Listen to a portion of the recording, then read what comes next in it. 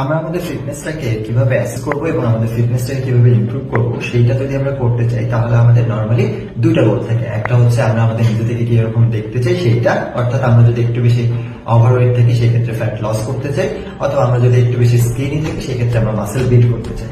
আরেকটা মেইন গোল হচ্ছে ফাংশনালিটি, অর্থাৎ আমাদের দৈনন্দিন জীবনে আমরা কিরকম কাজ করতে পারতেছি, আমাদের এনার্জি লেভেল কেমন, আমাদের মোবিলিটি, ফ্লেক্সিবিলিটি, এই জিনিসগুলো কেমন, সেগুলোকে আমরা একটু বেটার করতে চাই।